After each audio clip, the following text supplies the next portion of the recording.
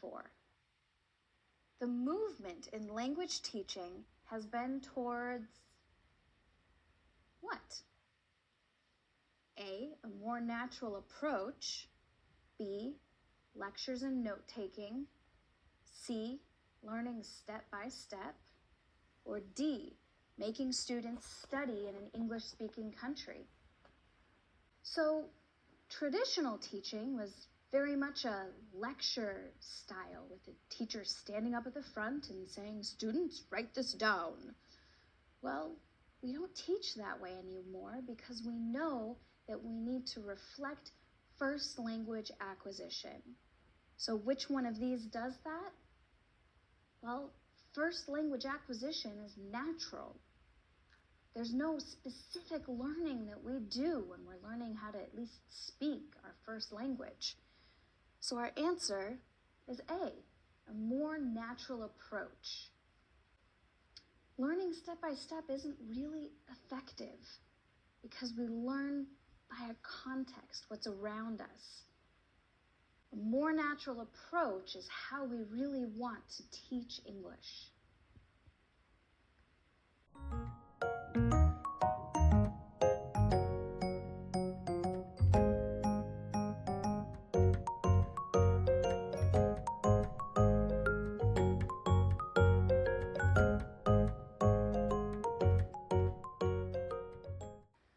Student independence means that students don't need a teacher anymore, use resources outside of the classroom to help learning, have good study skills, or reflect on their learning. Well, for learning, you always need a guide, and that's what a teacher is for. So even though students may become independent learners, they still need a teacher to point them in the right direction. So it's not this one. Students are independent when they use resources outside of the classroom to help learning. So, bingo, that one. Students who can use resources outside of the classroom are helping themselves to take control of their learning. A teacher is there as a guide, but students should also understand how they're learning and how they can improve that process. They should also, of course, have good study skills and reflect on their learning. But that's really just a mark of a good learner, not necessarily an independent one.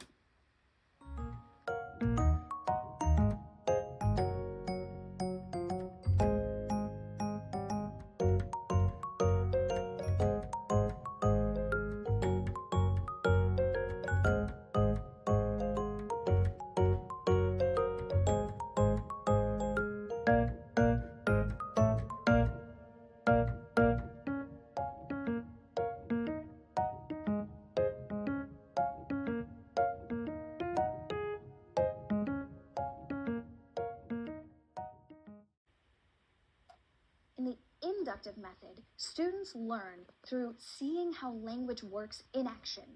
You give them a reading or a chart, and students have to see how language is happening. In the deductive method, the teacher gives rules and tells students what they're learning.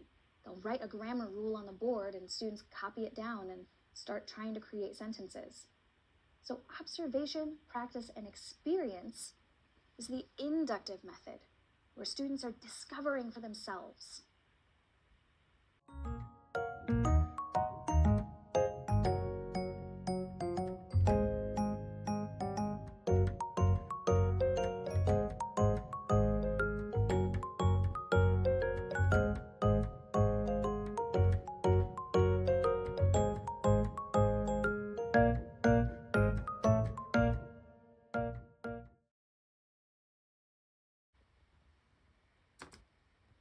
A recent trend in English has been to...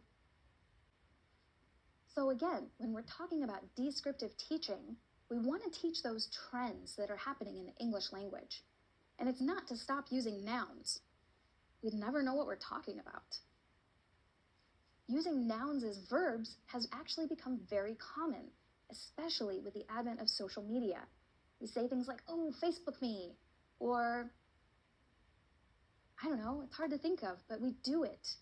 So find some examples for your students, and you'll get a laugh out of it, but show them how it's happening and that it's okay to do that.